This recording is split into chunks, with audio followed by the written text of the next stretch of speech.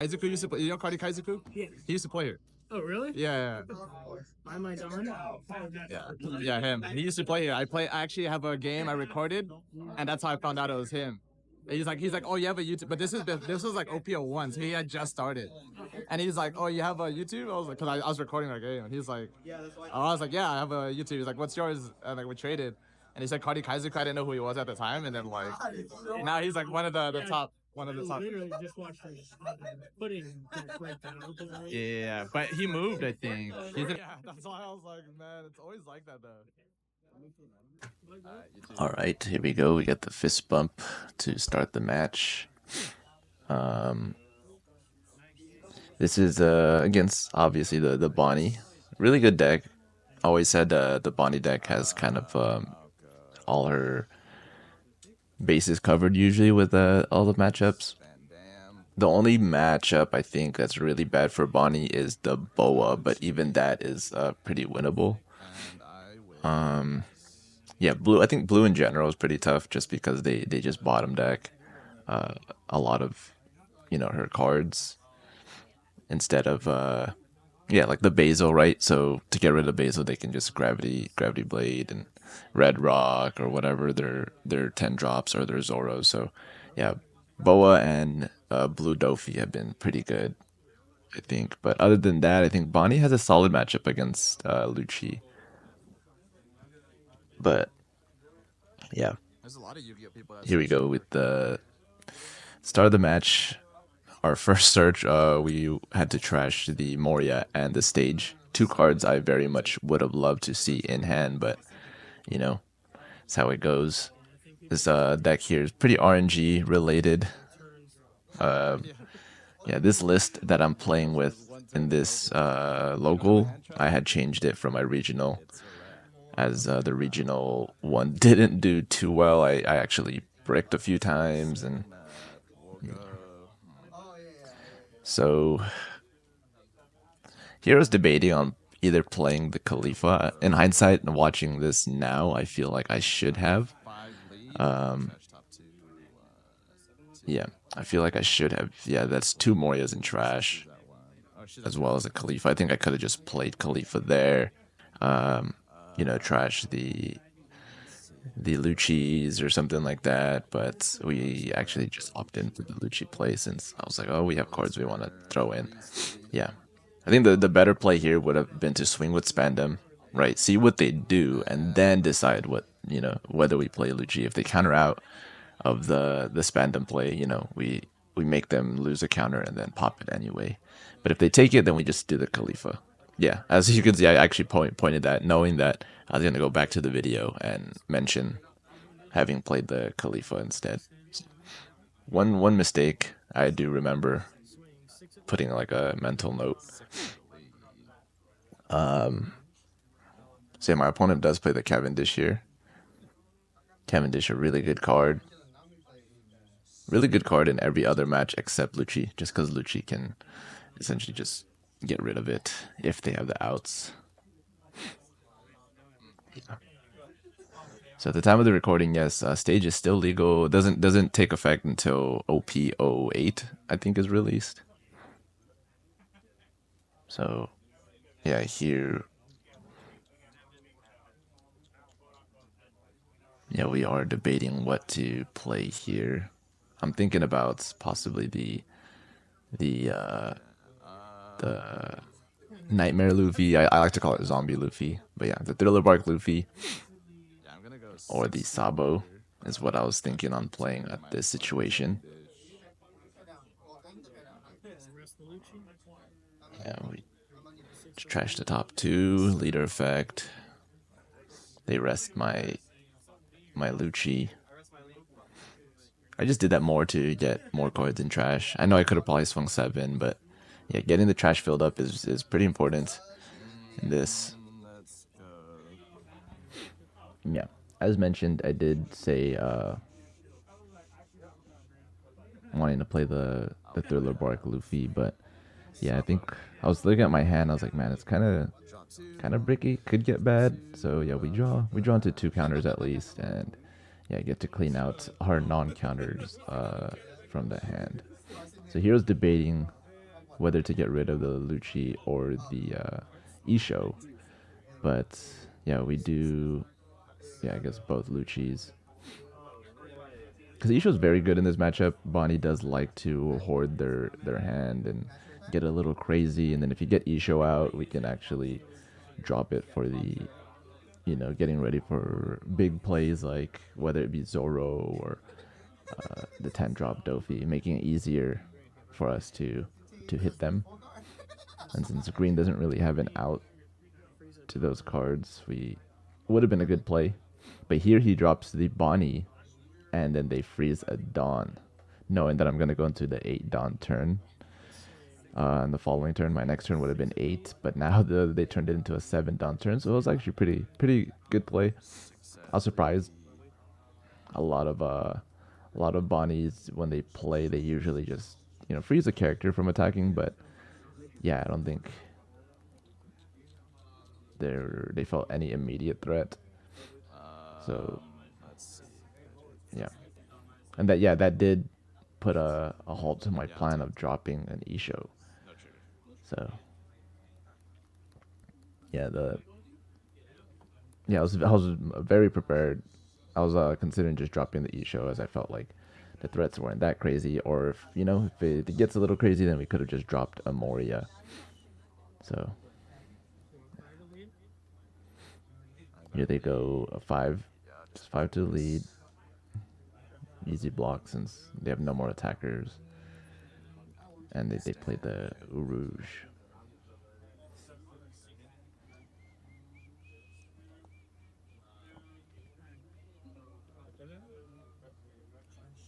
Yeah, so now we're playing with 7 Dawn, and I remember just the 7 Dawn turn has always been awkward for these decks. It's always been awkward since like I think Sakazuki, I remember. But at least Sakazuki, we did play the Borsa, the 7 drop Borsa. But this deck just makes that curve so awkward. The best play is usually like just a Sabo play here. Yeah. Sabo play, I like playing usually on the 7 Dawn turn. Yeah, please consider liking the video as well if you guys do enjoy our content. Yeah, the Sabo would be a decent play. However, I think Nightmare Luffy could have been good, especially if I can always make it like very useful if you drop the Luffy and then follow it up with an Isho play the following turn. It's usually pretty good play there. One of my favorite plays is the Bark Luffy, then straight into Isho, and then we can start getting rid of cards with the Luffy. So apologies for the video cutouts. I was recording with an iPhone, or most of my live matches are recorded with iPhone since the camera's pretty decent. However, the only negative thing is if we get a phone call or like an alarm or something, and since our locals take place during like you know um, early evening, we actually get some calls. Yeah. So here we're pressuring the Cavendish. We get to out it. Then, yeah, here I'm debating on again Sabo or the Luffy.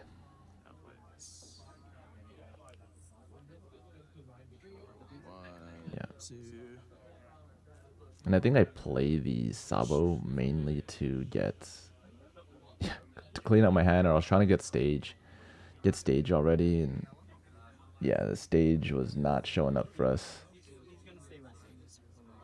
So yeah, we opt out into just playing the Sabo to clean out our hand.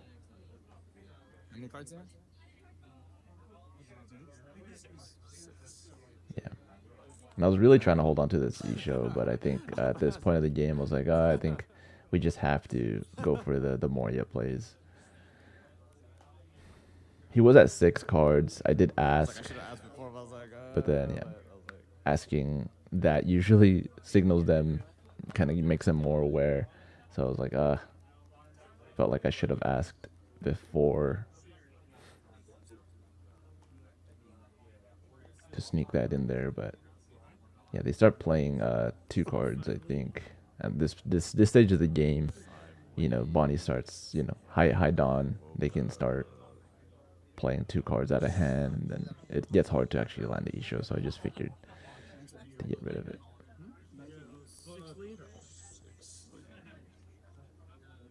Six lead. Yeah, we'll take. No trick. They swing in with their Bonney.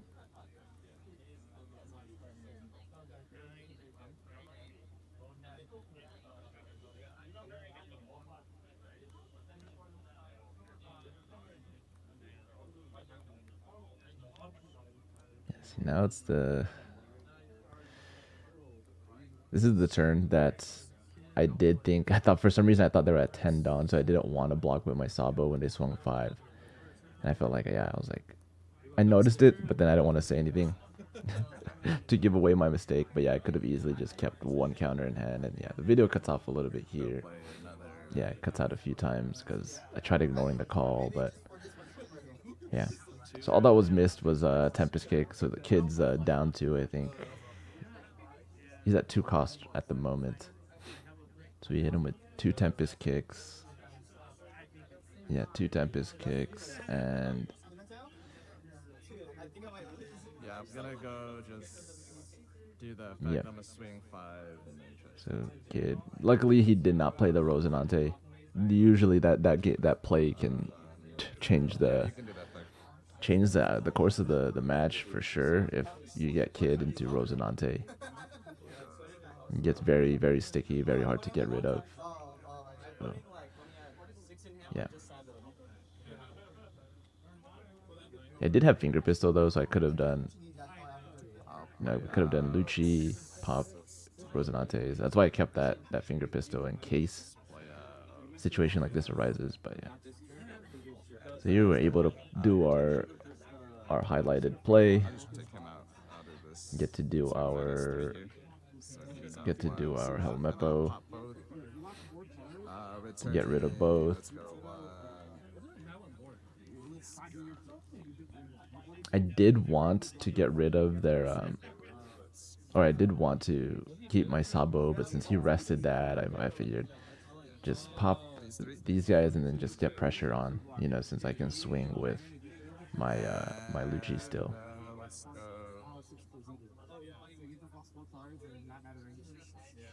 I'll go 6 to Bonney.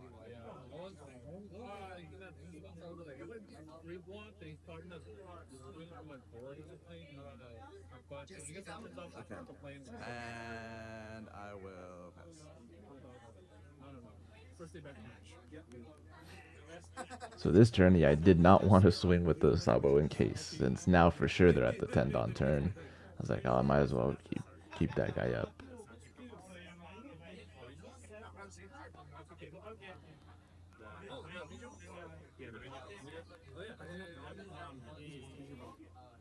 Seven.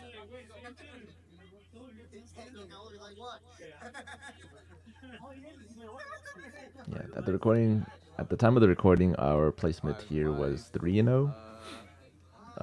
Currently first. I was at the first place on rankings, percentage wise, and yeah. We'll go.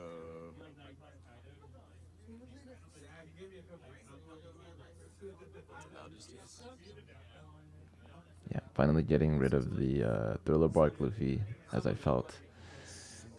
The window has slipped away for us. As Kaku would be like more useful as the thought process of that, since we can kind of get rid of the Barto with it, or even the Bonney if we're able.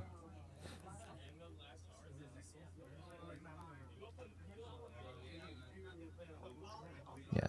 So he drops a Zoro here. And I remember this moment. I was like, damn it, I did not want to get rid of the Kaku, but we top deck a Kaku to be able to reduce it. Yeah, we have no stage, but the Kaku does save our ass.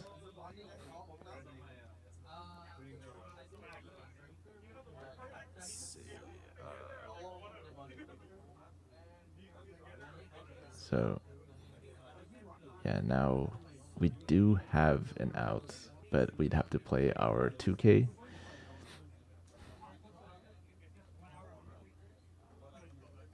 Yeah, I half expected it to be a Dolphy, the 10 drop, but yeah.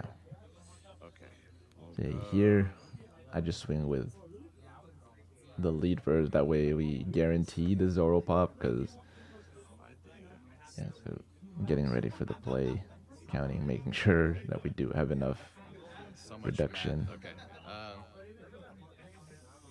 So very close, very, very close.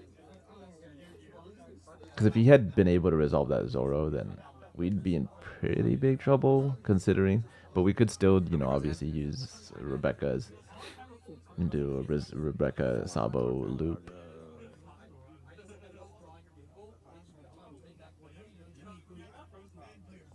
Yeah, I'll go 6 here to Bonney. Trash top two and -1 here. So that's Yeah, I was like, after that, let's not risk it. I know swinging with Moria is more of a sure thing, but if he had rested my leader, I'd be in pretty bad trouble there.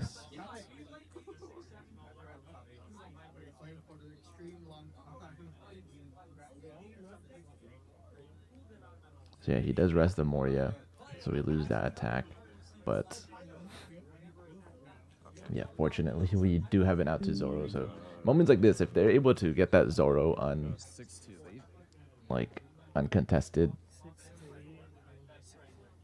then Zoro can potentially just win them the game. So yeah, here we just poke out. They took that hit. We'll do 7 lead. I'll go. Yeah. So I'll play out. my opponent ends up taking 2 hits, Let's go. which looks really good for me. -3. Good. It was a good sign. Probably could have finished, but there was no way knowing. He does have a lot of cards in hand. It could have easily have been a bait. Make him feign being susceptible. So yeah, I just opt out to committing, taking out the Zoro. Adding more cards to trash too doesn't hurt with the finger pistol. Setting up more plays for my Morias that I have in hand.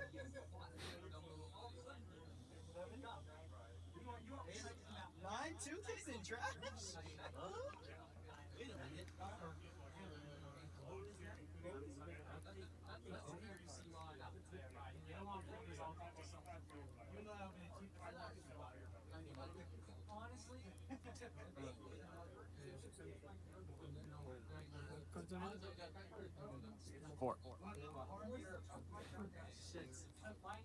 Yeah, as you can see, the lack of a stage does hurt. Does hurt Lucci plays, but yeah, I don't think that was the answer. But I think it was the only answer to have targeted the strong decks, the 2 strong decks between RP Law and Lucci. Yeah, let me know what you guys think about the ban list. The ban list being out now in the East Coast, not active in the West Coast yet, but will be once OP808 comes out. In preparation for OP08, the Black Maria just makes it too strong.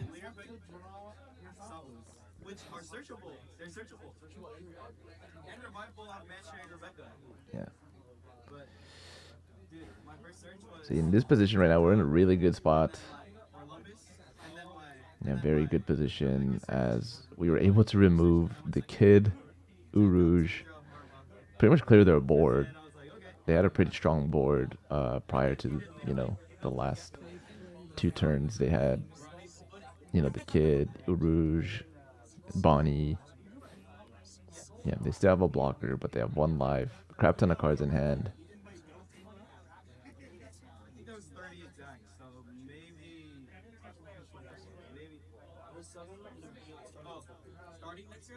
Get you in. What were your matchups?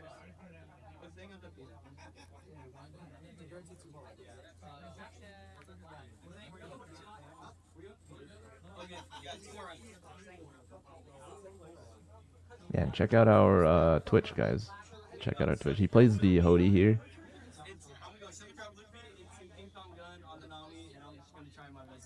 So pretty much going for game because yeah, he hasn't taken his life here. I think he had forgotten, but yeah, I do remind him. Yeah, there we go.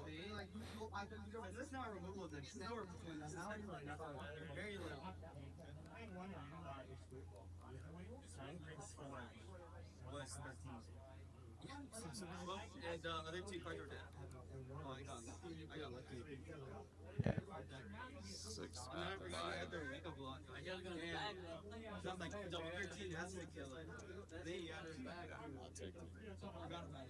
Finally getting the stage.